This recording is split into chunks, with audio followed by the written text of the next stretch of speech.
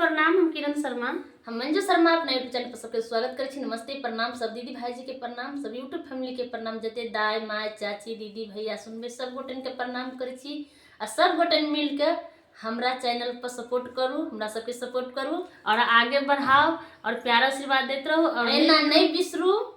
और हम दोनों देवरानी जेठानी बहुत प्यारा सा कोहबर गीत गावे जा रहा है, अहाँ सब जरूर सुनू और प्यार आशीर्वाद जरूर करो। कमेंट बॉक्स में जरूर लिखू और किनका सबके हमरा सबके गीत पसंद है जरूर अहाँ सब कमेंट करबी, तब ना हम सब समझबे। और देख किनका सबके गांव में ब्याह के बाद कोहबर, हमरा सबके गांव में सिनुरदान हो जाए छे, तकर बाद कोहबर होय छे। नैहर में तो सिनुरदान के बाद बेटी के सेहो कोहबर होय छे आ ससुरा में आवे छथिन तखन गोसाई घर में कोहबर से होय छे। किनका सब केहन होय सेहो कमेंट करब, नहीं होय सेहो कमेंट करब। अब बहुत सा प्यारा कोहबर गीत है, देख लियो। कोहबर के मच्छर कटे छी, देखे छिए। सोहाग के रात में कोहबर कन्या कहे छथिन, हुनकर बर कहे छथिन उठू धानी भ गेलै भोर, त कन्या कहे छथिन हमरा जिन जगाऊ प्रभु नींद के मातल।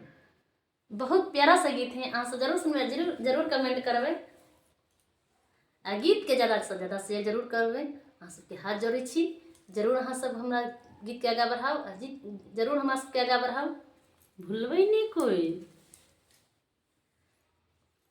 कने रंगा कोहबर में कने रंगा कनिया, कने रंगा कोहबर में कने रंगा कनिया, कथिए के लागल के